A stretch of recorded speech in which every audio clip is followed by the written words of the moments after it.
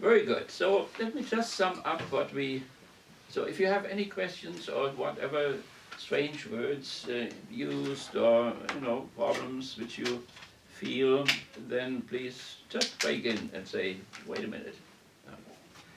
So what we did in last semester was we looked at Pope Francis I already, and we looked at that he comes from the New World. That is all well known now after a year. And that his name was Jorge Mario Bergoglio, that he is an Italian, originally father emigrated, that he comes from Argentine, that he was elected the 266th pontiff of the Roman Catholic Church, that means Bishop of Rome, in succession of Peter, and that he is the first non-European pope since the 8th century, when one Anatolian and two Syrians, so what is Turkey today, and two Syrians were occupied the papacy. So that was before that schism which we just mentioned. And the New World Pope has to face many Old World problems, particularly the antagonisms as they surface daily in our ongoing local and national and international culture wars between the religious side and the secular side, and between the classes, between the genders, between the right and the left, and so on and so on. We discussed that he followed John Paul II and Benedict XVI, and we discussed the departure of Benedict, that it was not only old age, but that it was the problem that his paradigm had come to an end and was not leading anywhere. He was a patristic person. That means he emphasized the church fathers, the Greek and the Roman church fathers, and before in the Vatican Council the scholastic paradigm had broken down. So therefore conservative people hoped that his patristic ideas could replace that broken down scholastic ideas, and it did not work. So therefore that is the whole problematic into which the new Pope now has entered, and we have to see about what will happen, and not only passively, but we are ourselves engaged in this whole struggle as well. And it's important that we know the problematic of the whole thing. So that is what we and then that he chose the name of St. Francis of Assisi. That was unusual because he's a Jesuit, so one should think it would be Ignatius of Loyola or one of the Jesuits, and so that was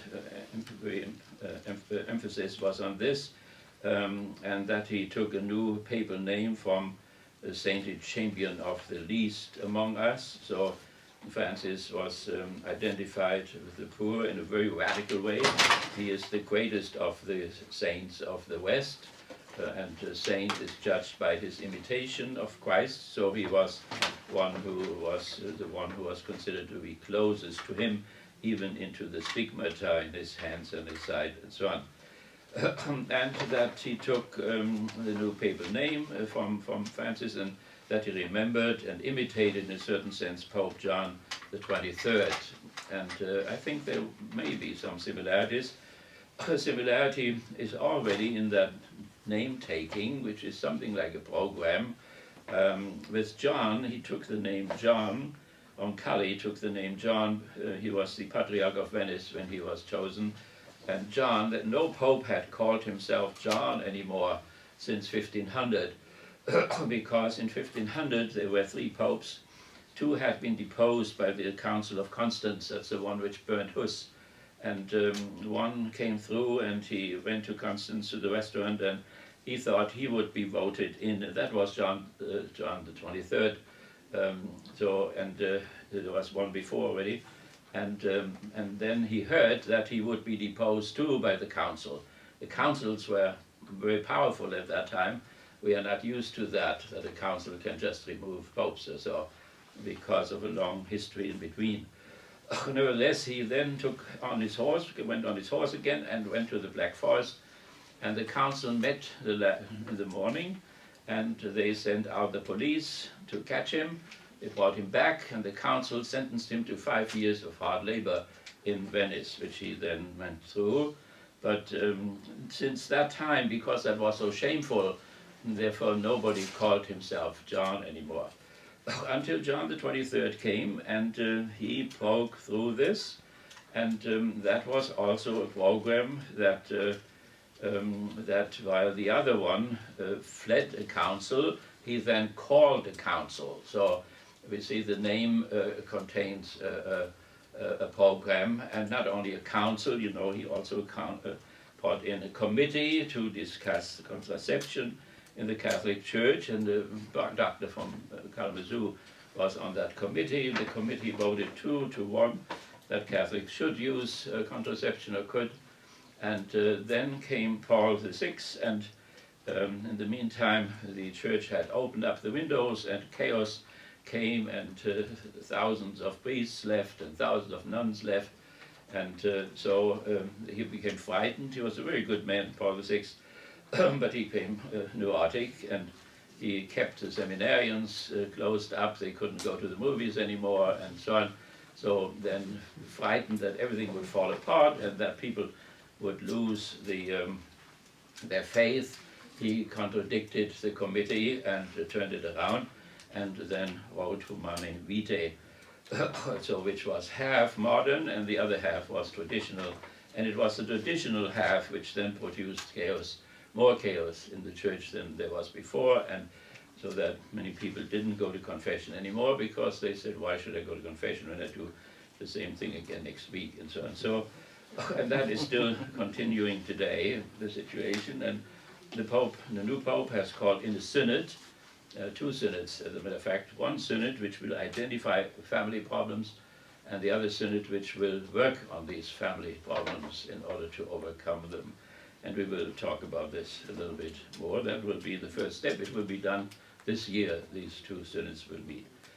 Okay, so that is what we talked about John the 23rd. And then he had also to turn around a lot of things. I was the Pope John the 23rd chair I had in Fredericton in Canada for some time. And I was very honored to carry this name. He's still a great man from our perspective even today, after the years which have passed. He had a church which had opted for fascism, a church which had concorded with Hitler, which is still valid in the German Federal Republic up to today. He had a concordat with every fascist in Croatia, in Hungary, in Spain, in Portugal, everywhere. And so the church was drawn into this whole misery, which you saw a little bit there on the on television there. So therefore, he had army chaplains. The army chaplains went with the German armies. There were 3 million men which Hitler led into the Soviet Union, and they killed 27 million Russians there, and 6 million Jews, and so on. So, and the church could not say anything because they were bound by this concordat, and so, and this is all still hanging there today in the air, and every new pope will have to face those things again and either do something about it or push it off to the next one. So, and then we also talked about that he has a Franciscan program, and whatever that may mean, and that he cares for the poor besides worship and evangelization, and that has already now produced in this 1 year splits in the church itself, particularly also here in our diocese, and I can show this to you a little bit later. So the issue is that when the Pope emphasizes so much the care for the poor, what happens to the worship and what happens to evangelization? That means what happens to the doctrine, what happens to the dogmas, and so on. And there are already conservative cardinals and bishops and so on who have protested somehow, and particularly against this article here, which comes back. There were 2 articles in time, and the second one, he became the person of the year.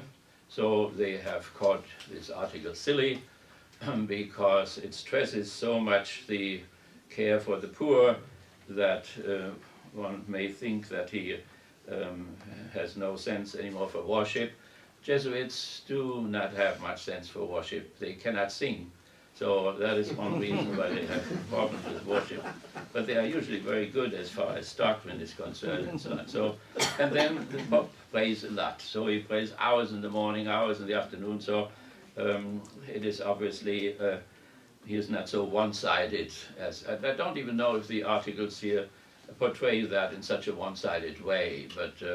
But when you see something here and what our church paper, don't believe it or don't, I read our local church paper, and that is a very good thing. But and maybe we postpone that for a moment, and I'll show it to you later. So so that may be an exaggeration, but he has come out with a lot of symbolism in praising people and washing feet of people and so on, and show to his humility. And he does not live in the papal palace. He lives with the other clergy.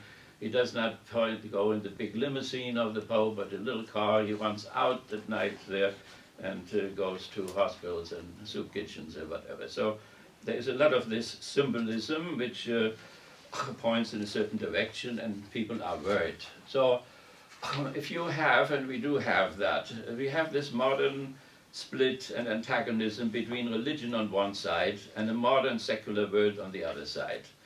And so out of this come our culture wars. But what is very painful for the religious communities is that the deeper this goes, this antagonism between this and this, the more splits occur in the religious community. So Protestantism was the first way of Christianity to adapt itself to modernity, to Galileo and so on, and it didn't work.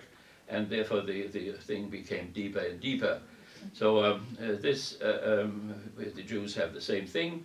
You have Orthodox rabbis. We just visited a conservative rabbi. You have a rabbi who is Reformed or liberal, and that means different degrees how which people open up to modernity and to Enlightenment. And some don't at all. They emphasize tradition, identity, and others a little bit more, and others even a little bit more. And then you have struggles inside. One calls the other, you're not a real Jew, you're not faithful, and so on.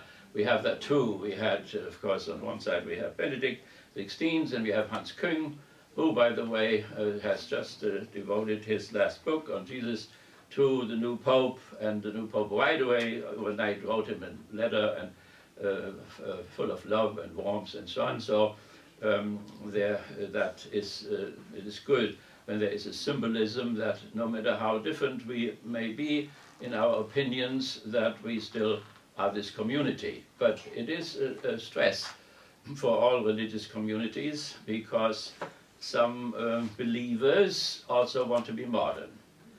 And the others think that to be modern means to betray the substance of the faith. So Benedict made an outright attack on modernity again, like it was almost in the 19th century, and that brought him down in the end. It is simply not possible to go that way.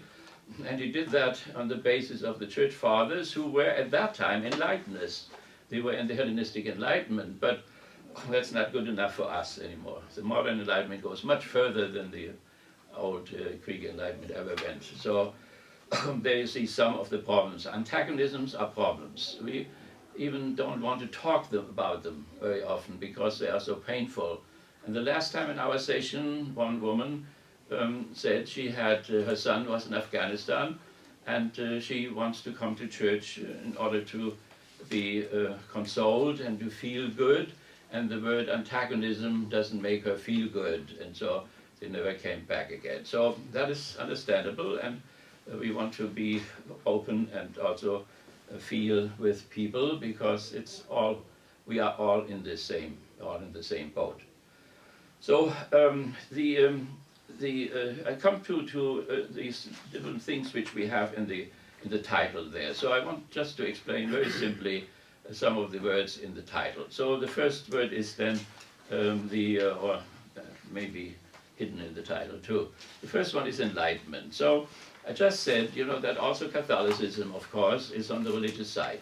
Catholicism is a real religion, and it has held on to things when Protestantism, opened up to modernity. When you look today, Protestant countries are much more capitalistic than Catholic countries. If it is Ireland, or if it's Portugal, or if it's Spain, or if it's Italy, they are miles behind. While England is in front, America is in front, Northern Germany is in front, the Scandinavian countries, and so on. So that it makes a difference, what kind of a faith you have. So, nevertheless, therefore, because Catholicism holds on, to faith positions, to the Gospels, as it should, therefore the abyss between modernity became deeper and deeper, and particularly again under the last Pope, who sits now in the Vatican very quietly, and people say bad things about him, which is not really good and it's not really just, and so on, because our duty would be to understand the problem and not to blame somebody. The Germans are horribly upset about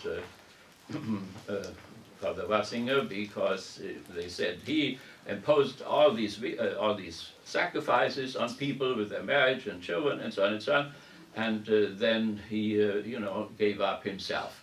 You are not allowed to climb off the cross, they say. You are not allowed to climb down from the cross. Like you had in that Jesus movie there, what was it, the fourth temptation of Christ. In his dream, Jesus climbed from the cross and so on. So you don't do this. And therefore, but all this may be very unjust, so it is much better to understand things than to throw these little bombs there. So, but nevertheless, you can see, and I just want to take an example now from this little, which I promised already. So it's Time magazine, Honors Pope at Expense of Predecessors. That is the title. So it's in the last paper here. And there is a priest, and he's a director of a seminary too, and he attacks now this article here and says it is silly. And there I just want to take one thing out, because it shocked me when I just saw it, because I didn't think that this name would be in a church paper, but it is here. The source of a good deal of this mischief, of that article there, of this mischief, is the 18th century philosopher Immanuel Kant, whose influence on the modern sensibility can scarcely be overstated. Kant famously held that religion is reducible to ethics. By the Enlightenment period, the doctrinal claims of the great religions had come to seem incredible to many, and worship a pathetic holdover from a more primitive time. For Kant, therefore, authentic, grown-up, enlightened religious people would see that morality is the heart of the matter, both doctrine and worship serving at best to bolster ethics. It is always a source of amazement to me how thoroughly modern people have gone down the Kantian Autobahn, it speaks even German, in regard to this issue. How we take the following for granted. It doesn't really matter what you believe as long as you are a good person. But the Kantian construal is simply repugnant to classical Christianity. In point of fact, Christians have been from the beginning massively interested in both worship and doctrine. So this is his critique of this article. It says he cares for the poor, the Pope, but he doesn't care for worship and doctrine. How could you read any of the Gospels, and so on and so on. So here is this thing, classical Christianity. That is the Church Fathers. That is classical Christianity. That is the councils, Nicaea and so on, and the formulation of the Trinity and the Incarnation and so on. So that's what he means, and that was taken over then by the scholastics. So it is those two paradigms which constitute classical Christianity. And this Kant fellow, he got away from he just moved away from it. Now we have to see now what is behind this whole thing. And Kant is one of the greatest enlighteners of the West. He did the same thing what Copernicus did, or Galileo. That means the Galileo and Copernicus said, do you think this, when we sit there, that stands still, and the sun moves? No, it's the other way around. The sun moves and it stands still. You know, we still go to the lake and say to our lover, honey, look how beautiful the sun rises. But it was nothing rises. He should say, look how beautiful the earth turns. But that sounds unpoetical, it sounds miserable. You cannot even make a poem out of it. So therefore, the language is conservative and the church is conservative. So, but Kant did the same thing philosophically. That means you think, you know, that when we sit in here and the door and whatever, that is how it is. So the eyes are concerned, this does stand still. We are sitting stand still and so on. But science shows us that the appearances are not adequate. It turns it around. So in a certain things, all these things around us are our own construct. And Kant explored the fundamental categories in our brain by which we order things outside. And so instead of having this naive objective view, which we all have when we go to Lake Michigan, he said, you know, we are constructing this in terms of time and space and causation and so on and so on. So it was a turnaround from the object to the subject. And no educated person today can be pre-Kantian any longer. And when I studied theology 50 years ago, all my teachers had studied Kant. All my teachers had learned from Kant. So one does not know exactly why there are some areas in Catholicism where Kant is such a bad name when other people had learned so much from him. I mean, Calvin, the great Calvin, is not thinkable without Immanuel Kant. Neither is Küng nor is Metz or whatever. So I don't know where this hang-up is coming from. So, but what did this bad Kant do now? Why is he so angry there?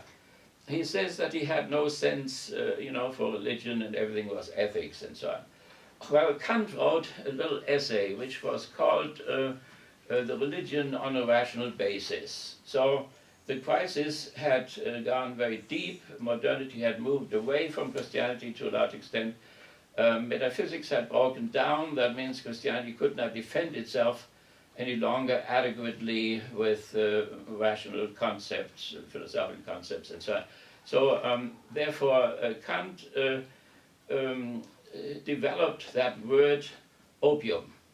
You know, when you are in school, in a bourgeois school, they tell you that Marx is a bad man because he called religion opium of the people. This did not come from Kant. Recently, I took my class to our psychiatrists. I wanted to leave them there, but they never keep them. So, nevertheless, one of the psychiatrists said, "Oh, this Freud, that is the guy who talked about opium." Well, the whole class protested.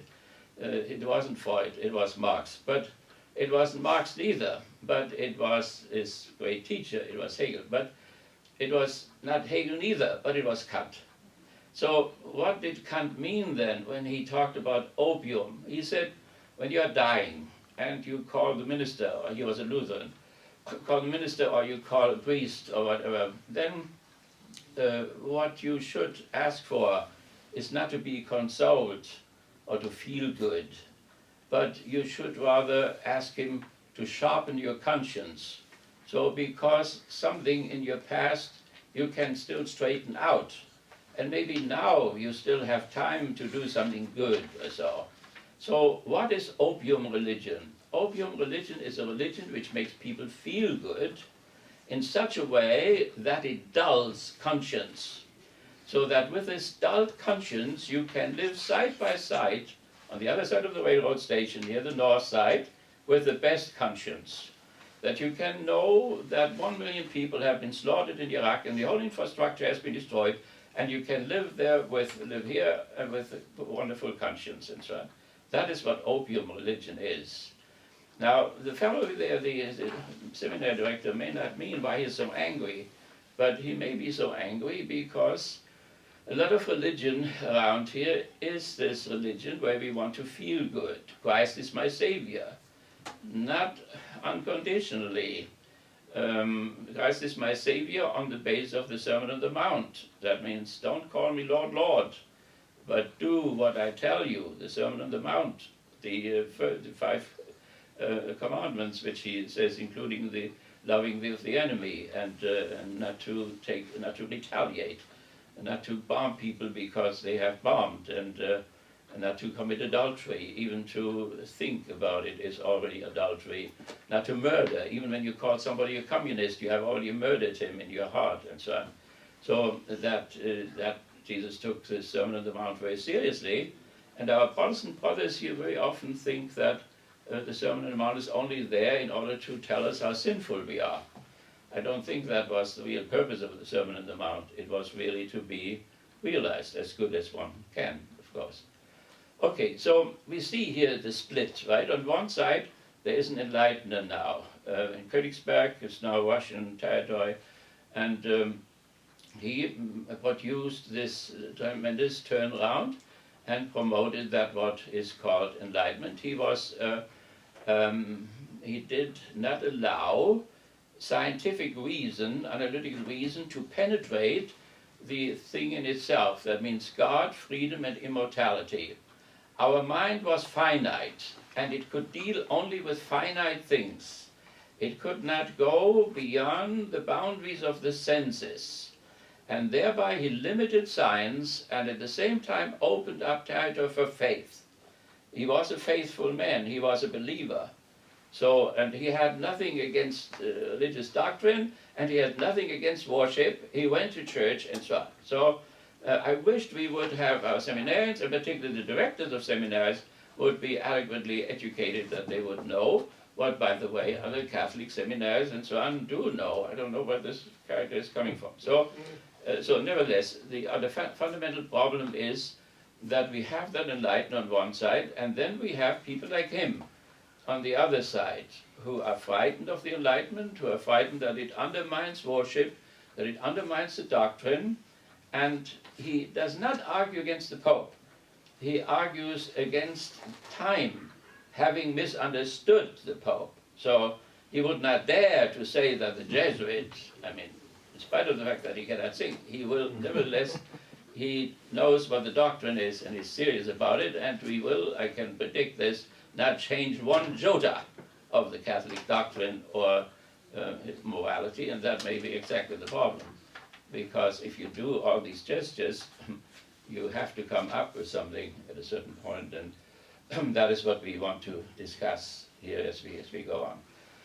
Okay, so that is the issue with Enlightenment, and this, we had one example there, and we have to see what with the expense of his predecessors, that means they play up the new Pope in such a way now that they play down the good Benedict and what he has done, and the good things what he has done. And I mean, that is a fair deal. You know, the predecessors, maybe in the first enthusiasm, they get a little bit into the shade, you know, but one will have to appreciate them. And John Paul was the first Slav in the papacy, and he did problematic things, but he also unfolded a lot of enthusiasm. He let himself be bored. He was part of the neoconservative counter-revolution against the Slavic world. The third one, which was successful, the first failed, the second Hitler failed. The third one was effective, and the Pope played an important role in this. So, but one has to look at all this, and we will see later on where the Catholic social teaching, where it stands between liberalism and socialism, in between, and it sometimes has a little inclination toward the right rather than to the left, practically, not in theory, but practically. So, nevertheless, so we do not want in any way to play down the predecessors and what they wanted to do or what they have done. The Father Ratzinger was a professor in Tübingen, and I know him from there. He was a good friend with Hans Küng, he was a good friend with Metz. I don't know if he was a little bit more liberal. During the Vatican Council, he was the counselor of a bishop, and some people say he was a little bit more liberal. I don't have the impression. He was only liberal in terms of liturgy, so he subscribed to the liturgical reforms, turning the altar around and all this. But in all other things, there was no trace of liberalism. Nevertheless, he had a horrible experience in Tübingen. There was this upheaval of the students, the student rebellion, and students ran over the campus and shouted "Down with Christ" and so on. And he became so wounded inside that he went to a little university in the Alps, and he wanted to disappear forever and just write books. And then they pulled him out there and made him into Archbishop of Munich, and then Cardinal, and then they brought him to Rome. And in Rome they made him the Inquisitor. That means the head of the Congregation for the Preservation of Faith, which is the new name for the Holy Inquisition. And and he did this very seriously. And the Inquisition introduced waterboarding, which was then taken over by the SS and now by the CIA, and they're still doing it. So that is a very dark chapter, but the Holy Inquisition had a purpose. The Inquisition wanted to keep the unity of faith as far as the West is concerned, and they wanted to prevent exactly what we have, 1,200 different Christian groups with a different orientation of action, different interpretation of reality, and that of course weakens Christianity as a whole. So that is what they wanted to prevent. If that was providential to prevent that, that's another question. In any case, the purpose does not sanctify the means. So that means to preserve the unity of the faith does not mean that you can kill 10 million witches or heretics or whatever, like the Council of Constance, which promised us to have a safe trip from Bohemia to Constance, and then they burned him. The stone is still there where they burned him, and the people, believers, are still coming there and looking at that stone 400, 500 years later. So nevertheless, it has a purpose that Catholics can usually know, what the magisterium says, and that it doesn't change every 5 minutes, and that if changes are made, they are made very carefully, and so on. Now, he played a sad role in the repression of the liberation theology in Central America. My friend Johannes Baptist Metz in Münster developed a new political theology against fascism, against Carl Schmitt, and then he became also the father of this American, South American, Latin American liberation theology, which then spread for some time. And but there he repressed this because he thought they were maybe influenced by Marx and by Kant and by Hegel and so on. Then he thought that they would not only criticize the class structure outside in civil society, but also in the church itself, which is hierarchical, which has two classes, the clergy and the laity, which Protestantism has cancelled, but which Catholicism continues. So, and so there were all kinds of fears, justified or unjustified, and the struggle is still going on. But during his operation as a great inquisitor, 90 famous theologians were thrown out of their offices and repressed. One is Fox, for instance, in Chicago, the specialist on Meister Eckhart, who is also still under the ban since 1300 or so, and which should be taken out of that closet. But instead of that, they put Fox also in the closet. So he went then to Los Angeles and joined the Episcopalian Church instead of that. So, but Warner was under suspicion. Küng is not, since 1978, not allowed to preach, stand up as a Catholic theologian, in spite of the fact that he appeared in the UN and everywhere. And he had contact with Ratzinger. They took vacations together. So it's nothing personal as such, but there is this personal side, and they are perdu in German, and they are friends. But at the same time, there are these doctrines, and Hans Küng says the wrong thing in Christology, in Mariology, as far as the sacraments are concerned, ecclesiology, and so on and so on. These are all under suspicion of heresy, and therefore the Pope cannot even bring him into the Vatican. He has to go to Castel Gandolfo, to his swimming pool, and there he can talk with the heretic. So these are all strange things. And Hans Küng does not go there because the administration of justice in the Vatican is medieval. And there is no advocate. You cannot bring your lawyers in. The people from South America, the theologians, sometimes one brought 3 cardinals with him the colonists had to stay outside, and the inquisitors inside got the little guy there and bombarded him, and he had no protection whatsoever. So this is an archaic type of thing, far back behind jurisprudence, which has developed in Europe and here. Okay, so the antagonism between faith and enlightenment brings tensions into the faith communities. Here you have the tensions, and there is Kant, and there's not only Kant, there is Darwin, and there is Marx, and there's Freud, and so on. So the church has fought one rearguard struggle after the other, and it has lost all rearguard struggles of the last 500 years. And this, of course, produces a lack of credibility. So when the church then says something about heaven or whatever, people say if they don't know much about what happens on earth, how can they know something what happens in heaven? And so then the credibility goes down.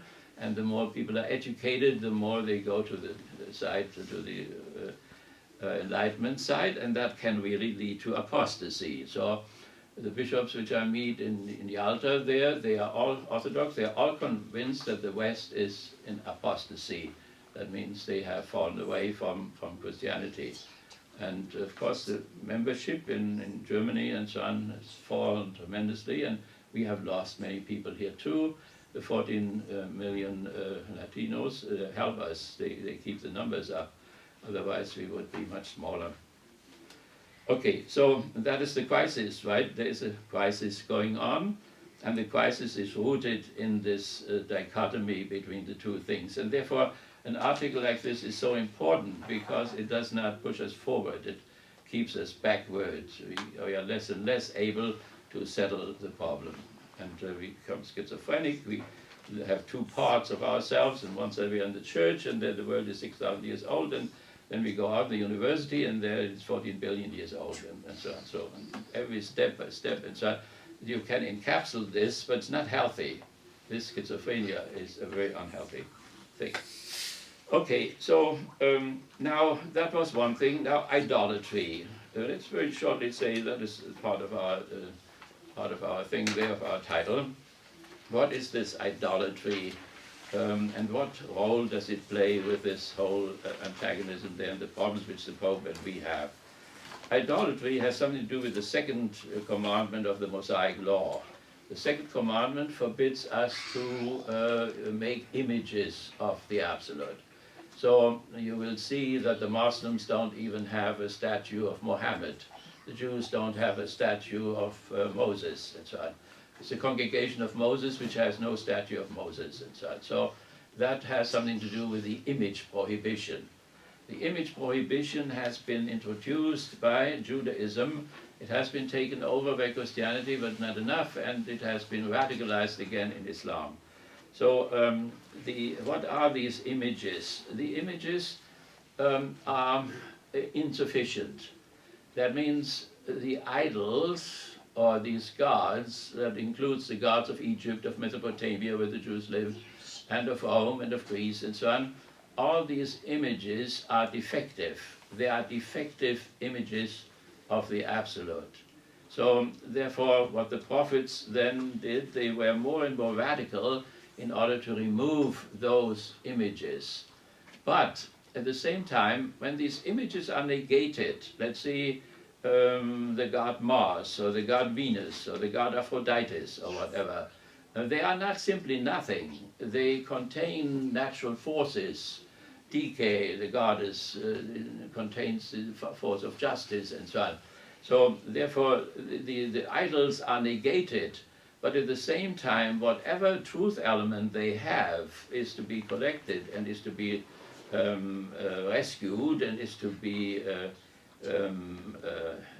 completed or fulfilled, and so on and so on. So now, this is not something very far away now. Let's see, the Mesopotamian culture, or the Hindu culture, or the Yellow River culture, or whatever, but it is here.